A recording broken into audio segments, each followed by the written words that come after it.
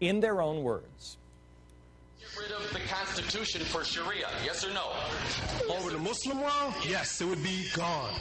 And so if the United States was a Muslim world, the Constitution would be gone. If the United States was in the Muslim world, the Muslims who are here would be calling and happy to see the Sharia applied, yes, we would. The Constitution gone, that's all. Yes, as Muslims, they would be long gone.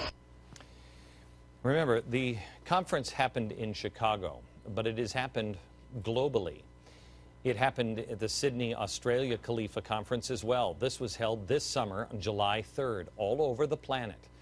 At this conference, there was more finger-pointing at America and bold predictions of the coming Caliphate. This is Australia this summer. Victory to Islam, such that Islam takes the rightful position of leadership of humanity and guides humanity out of darkness and into light, into the light of Islam. But today we have America, the West, entire superpower states standing in the way of establishing the deen of Allah subhanahu wa ta'ala. And they have mobilized all their resources and they have unleashed all their forces to curb the rise of Islam. And therefore the Muslims today also need a state, an Islamic state, the Khilafah, so that we can mobilize all our resources and all of our forces. So the establishment of the Khilafah is not a pipe dream. It is a reality, it is possible, and it's not only possible, it is imminent. It is a reality that is about to come true soon, inshallah ta'ala. The one remaining question so far left unanswered is this: does it have popular support among Muslims? Yeah. This is an impressive group with strong global presence. I don't know. We'll have to go back to Eric and another one of our guests in a few minutes and ask them, how about here in America? But in the Middle East, there are a few billion Muslims. Are there enough to move this forward? It's a good question, and we should take a look at the actual facts here. This thing, say the most expensive thing that never works. Can we get this to work here? There it is. There it is. If you look at these facts, the percentage that say it's the U.S. goal to weaken Islam, 87% in Egypt say yes, 74% in Pakistan. The percent that says the U.S. has a goal to expand Israel's border, 90% in Palestinian territories, 86% in Egypt, 84% in Jordan. The percentage with an unfavorable view of the U.S. government, 89% in Egypt, 85% in Iran, 64% in Indonesia. The percentage that says the U.S. tries to humble the Islamic world, 64% in Iran, 56% in Egypt, 52% in Pakistan. The percent that wants to keep Western values out of the Islamic world, 88% in Egypt, 76% in Indonesia, 60% in Pakistan, and one more. 73% in Egypt think Sharia law should play a much bigger role in the way the country is governed. This is extremely important. The hatred, not the let's coexist and hey, we'd like you to move on. This is not a Gandhi movement. The hatred. And we saw it when Christine Anandpour was interviewing the Egyptian protesters. And the guy said back to her, if you remember, I hate you. I hate America. Watch. You want us to go? Yes, I want you to go from here. Why? Because we are hate you. We hate American. You hate us? Yes, I hate you, and I hate you. Why do you hate us? You are not good person. Go to any place more, please. Go to any place more. You are not with us. Okay. You are not with us. Okay. Okay, remember this happened to Anderson Cooper as well. It happened to the staff at Fox. They were in danger. This isn't some loon off the street. They really do actually hate us. And don't be mistaken, they don't hate us for our wealth. They don't hate us for our lifestyle. These are religious extremists far beyond what we have ever known in our lifetime. To survive, we cannot think like Westerners. We have to think like those in the Middle East. We cannot listen to people telling us to ignore it. These are the same ones that are excusing the extremism. Oh, well, they don't mean that. Oh, they're just like us. Why do you hate them so much? I don't. I don't. I can coexist with anyone that doesn't wish to kill me. Yet, the people who tell us that they're exactly like us also at the same time complain that we are trying to impose our values on them. If they're the same as us, then we wouldn't have to impose our values. We would all look at people the same way. The left tries, as it always does, to have it both ways. Enough is enough. We have the Westboro Baptist Church in America. I agree, the Westboro Baptist Church is a church of hate. Clearly a church of hate. But this church has 73 members total, and many of them, I think, are all one family. Now, there is a strong mobilization in America against their vile hatred, and rightfully so. Have you noticed how many times you've seen the Westboro Baptist Church on television? May I ask, how many times and how much pushback have you seen on the Caliphate conference? How many times have you seen them on television? How many times have you heard these people's words on television? A conference that happens in over 40 countries around the globe? Hatred is brewing. And the radicals, the Islamists, the communists, and the socialists are in on it together.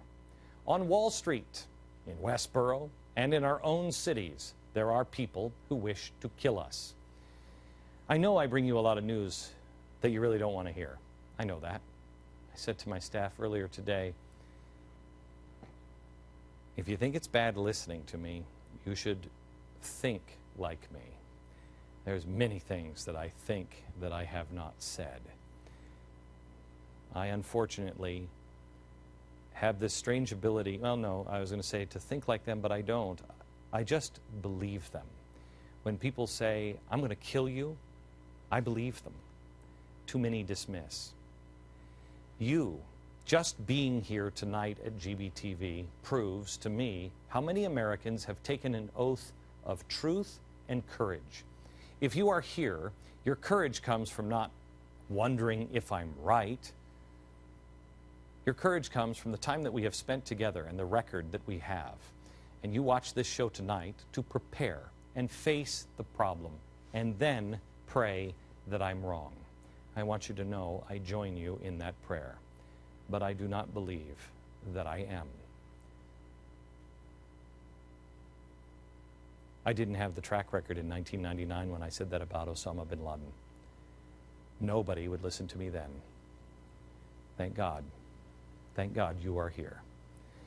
The press all but ignored Lara Logan from CBS. I want to play her words again because she was there in Tahrir Square when the world was praising this glorious revolution and calling it a peaceful demonstration. She was there. She knows the truth and she knows the hatred. They were trying to tear off chunks of my scalp. They had my head in different directions. Pulling at your hair. Oh yeah, and not trying to pull out my hair, holding big wads of it, literally trying to tear my scalp off my skull. And I thought, when I thought I'm going to die here, and my next thought was, I can't believe I just let them kill me. They were trying to kill her while they were chanting, Jew, Jew, Jew. They believe we are trying to humiliate the Muslim world and fight against Islam. No, we are not, unless your definition of Islam is defined by extremists. There are Muslims here in America who are trying to fight this evil, and they are begging us to stop being politically correct. The man in St. Louis who sent this picture, he sent that picture of him with his back, the Star of David, carved into his back. He sent it to us so you would see it. We have a responsibility as people to stand with the Jew, to stand with the Christian, and to stand with this man, a Muslim. We stand with anyone who rejects hatred and violence. We have a responsibility to protect as individuals and to let them know that they are not alone. This man currently lives in St. Louis. He used to be an attorney in Iraq. He moved here for a better life. He's afraid for his life. He said that he's got to get out of St. Louis. They're going to kill him. But he doesn't know where to go. He barely speaks English now, and he doesn't have a job. People believe that capitalism, these people from Hizbut Tahrir, believe that capitalism requires an inhuman poison of nationalism. They blame America for all of the wars in the last 200+ years. The United States of America, in its approximately 240 years of life, has fought more than 235 wars up to the current Iraq and Afghanistan war. These wars killed millions and millions of human lives. Most of their death is because they were unfortunate in living during the periods of man-made rules. All of these wars were a direct result of implementing capitalist concept of nationalism. You remember that mandatory jihad? Guess who's going to be against it? The great Satan, the United States of America. That may not scare you now, because we know we can defeat any single nation militarily. But what about when the Islamic world is unified in a caliphate? What will we possibly be up against then? The unified Islamic world under Islamic Khalifa state has, quote, 72.12% of the world's oil reserve and produces almost 50% of the daily production of the entire world. We have the strategic oil reserves here in America. They hold 727 million barrels, the strategic oil reserves. We'll just use that if there's a problem. They are designed to fuel our military in case there's a stoppage of oil and flow from the Middle East. You know how long it would fuel just our military? 34 days. Only a suicidal people don't have a backup plan for serious disruption when that area of the world that holds 72% of the world's reserves is in revolution. That area of the world has more than 61% of the world's gas reserves, 22.6% of the uranium reserves, and has substantial iron ore reserves. More resources that we will lack because we will not prepare. Here's one more disturbing resource they hold. It has the second largest dollar reserve of around $1.65 trillion. It is the fourth largest economy in the world, with $7.74 trillion in GDP. Let me ask you this. If the Middle East decided to work together and to dump the dollar, do you think that it would not be done in one afternoon? The United Caliphate, the Islamic Khalifa, will control the major geopolitically important strategic locations of the world in sea, in land, and in air routes. It will enjoy the monopoly of these strategic assets and bring countries like China, Germany, and Japan under its direct influence. That's a quote from the conference. But did you notice that America was not in that equation anywhere? Where do you think we are? We are a disease, and we will have been eradicated. Quote, indeed, Islam is the only cure to the disease that we witness due to the implementation of criminal and bankrupt ideology of capitalism.